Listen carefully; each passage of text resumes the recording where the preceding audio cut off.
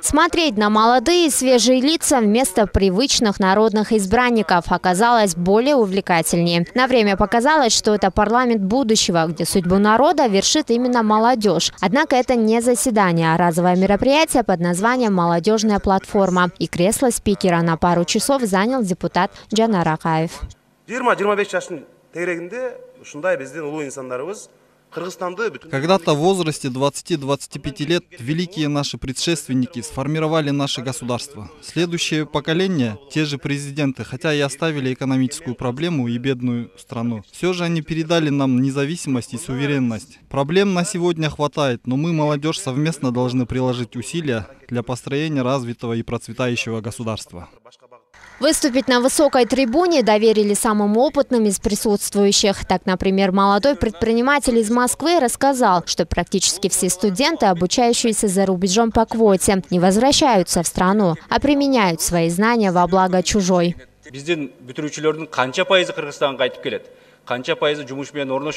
Сколько процентов наших выпускников возвращаются в страну? Сколько из них работают по специальности? Есть ли статистика и контроль? Нет. Большая ошибка, что мы самых умных и перспективных своих кадров отправляем на учебу и не берем с них обязательства на возвращение. И это плохо повлияет на будущее государства. Основатель Центра образования перспектив Нурсултан Кубанов считает, что необходимо разработать новые механизмы предоставления кыргызстанцам квоты для обучения за рубежом. И привел в пример соседний Казахстан, где абитуриенты, поступившие в лучшие университеты мира, подписывают юрдокумент, согласно которому возвращаются обратно. Контракты же с передовыми вузами для бесплатного обучения заключаются на уровне Министерства образования. Кубанов предложил статс-секретарю ведомства свою помощь в этом направлении.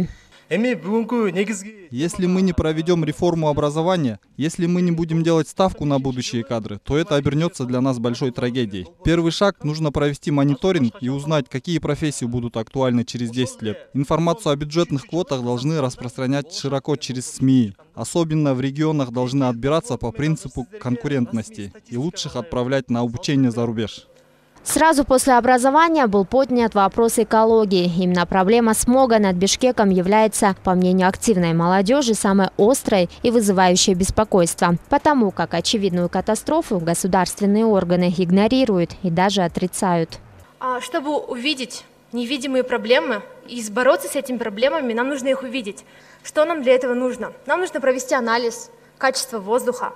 Нужно закупить датчики, которые будут проверять, чем мы дышим, что именно отравляет нашу жизнь, который разобьет на мелкие частицы, твердые частицы, на пыль и газы. И потом в будущем мы сможем с этим бороться. Мы можем помочь городу и можем помочь государственной власти в решении некоторых проблем. У нас для этого есть навыки, у нас есть знания, есть ресурсы. И все, что нам сегодня необходимо, это открытые данные.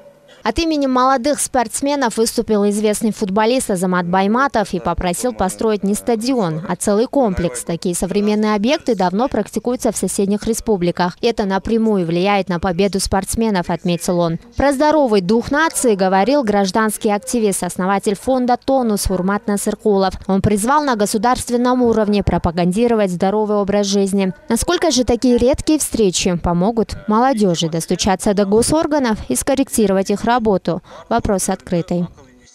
Перизат Бакытова, Калбек Абдумамутов, Нью ТВ.